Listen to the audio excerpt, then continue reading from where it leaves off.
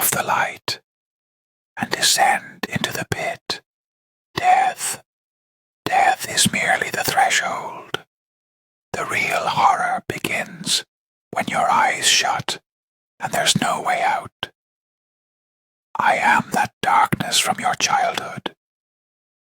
Give me your purest fear, for now I am all the shadows that surround you. Come, follow me. Take my hand. I will lead you to the gallows.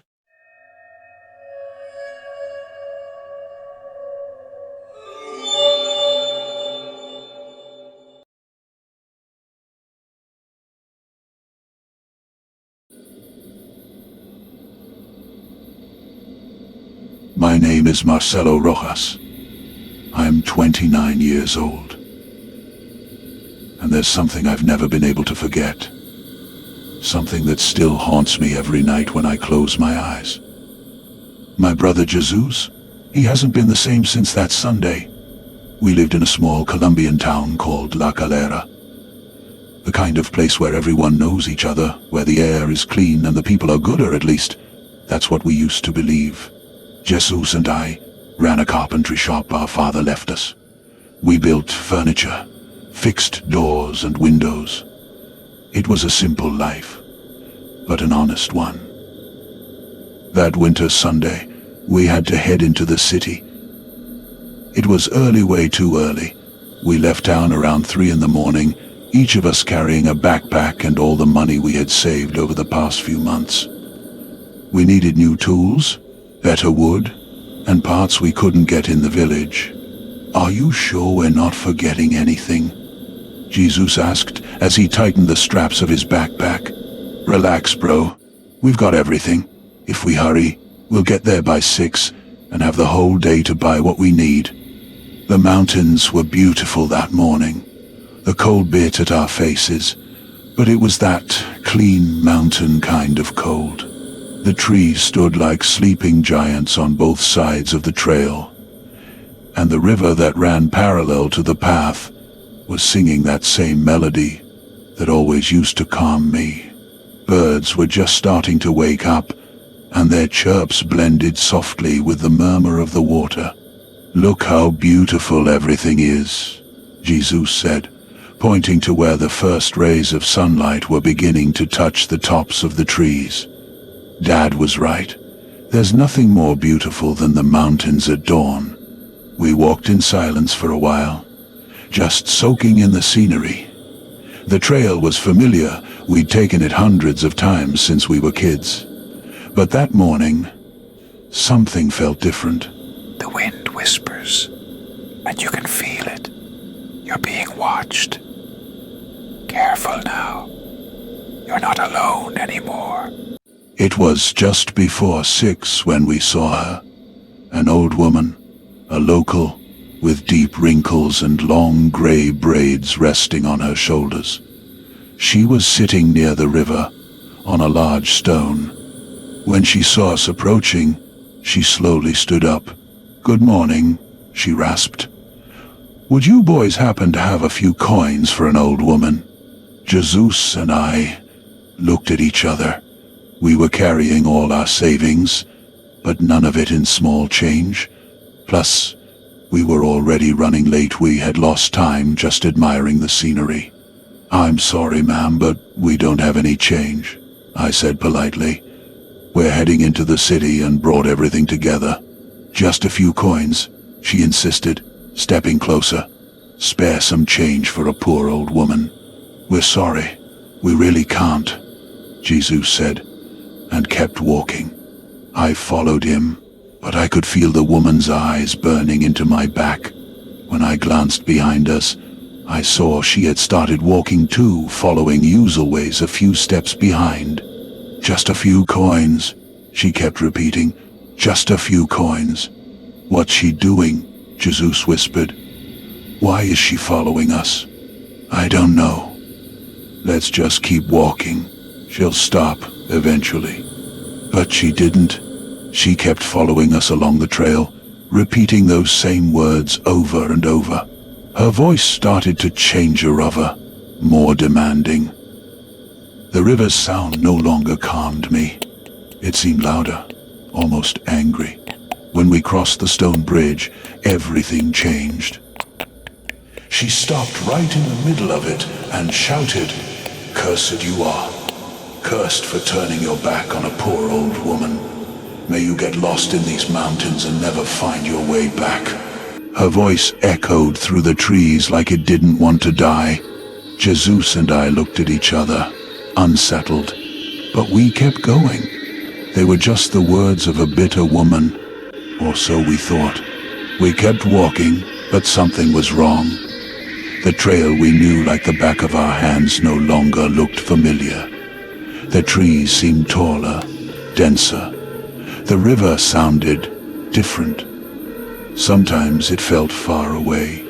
Other times, it felt like it was right beside us. "Marcelo," Jesus said, stopping. "Are you sure we're on the right path?" I looked around. Nothing looked familiar. It was like we had taken a turn somewhere that I didn't remember. "It has to be this way," I said, though I didn't even convince myself. We kept walking, but each step seemed to take us further from where we were supposed to be. And dawn never came. It was like time had frozen for us. But there we were lost in a part of the mountains I had never seen before. "Let's split up," Jesus suggested. "You head that way, I'll go this way. We'll call out if we find the trail." "You sure?" "I don't think that's a good idea. It's just a few meters. We can still see each other the whole time." I agreed, reluctantly. Jesus went off to the left. I took the right path. The silence in the mountains had become oppressive. There were no birds anymore. The river was now just a distant whisper. "Jesus," I shouted after a few minutes. "Did you find anything?" No answer. "Jesus, where are you?" Silence echoed back my own voice. Then a coldness ran down my spine, a cold that had nothing to do with the mountain air. I started walking toward the last place I'd seen him. "Jesus, answer me." That's when I heard it. A laugh. A laugh I recognized, but something was wrong with it. It was my brother's laugh, but it was twisted. It chilled me to the core. It wasn't joy. It wasn't relief. It was desperate, unhinged, filled with something like terror and madness. I ran toward the sound, pushing branches aside, leaping over rocks.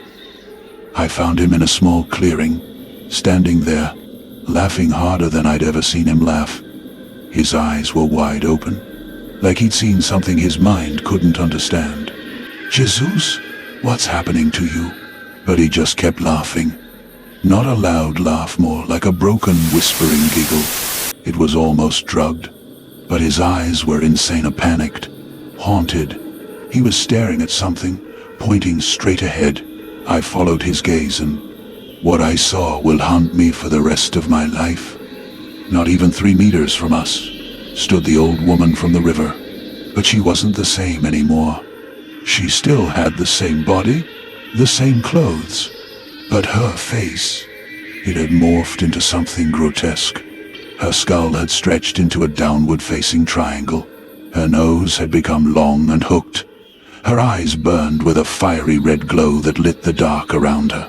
But worst of all was her smile, a monstrous grin stretched ear to ear, showing rows of uneven, rotting yellow teeth. It wasn't a human smile. It wasn't even an animal's. And then she screamed. Not a normal screamer sound that didn't belong in this world. It felt like it came from deep beneath the earth, like the mountains themselves were howling through her. It pierced my bones. It drilled into my skull like a burning nail. I don't know how long I stood there, frozen in terror. My brother was still laughing, but now his laughter was mixed with sobs. After that, I don't remember anything. Your brother will never return. He's nothing now but flesh cursed with torment, anguish, terror, and nightmares. The only rest he'll find is in the grave. The next thing I knew, we were back in town. Some neighbors who had gone fishing found us near the bridge, they said. We were soaked, covered in mud, trembling like leaves. Jesus wouldn't stop laughing. And me. I couldn't remember how we'd gotten back. We never made it to the city that day. We never bought the tools we needed. And Jesus, he never came back. 2 years have passed now. I work alone in the carpentry shop. I still make furniture, fix doors, repair windows, the same work we used to do together. But now, every hammer strike feels hollow. Every piece of wood reminds me that my brother's not really here anymore. Jesus spends his days sitting in the backyard, laughing to himself, whispering things no one understands. Sometimes, when the wind blows in hard from the mountains, I see him staring at the hills, and his smile twists into something desperate. The city doctors say it was a psychotic break. Maybe stress, maybe exhaustion, something that built up and finally snapped. But I know the truth. I know what he saw. I know what shattered his mind. What I don't know is why it didn't happen to me too. I don't go out at night anymore.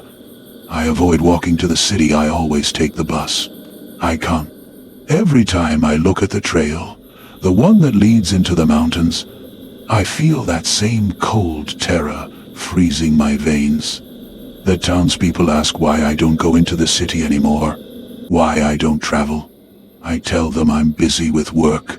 Only a few have heard this story. But word spreads. Most folks stay away now. And nobody goes near Jesus, because he's not coming back. I know she is still out there, still waiting by the river, still begging travelers for spare change. And I know, if someone refuses her again, if someone else walks by without dropping a coin in her hand, she'll show them her true face. Jesus is laughing again as I write this. He's laughing because he knows something I don't. He's laughing because he saw something I couldn't fully see. And every time I look at him, every time I hear that twisted laugh, I wonder, how mad am I really? Sanity. Sanity can be a curse. When you know there are things in this world that were never meant to be seen. And I've seen them. So here I stay, in my shop, listening to my brother's laughter, waiting for the day when that laughter becomes mine too. We all go mad in the end. And you'll come with me. Because in the end, everyone dies, everyone rots, and I will be there, guiding your wretched dark path. Remember this, I am all your shadows.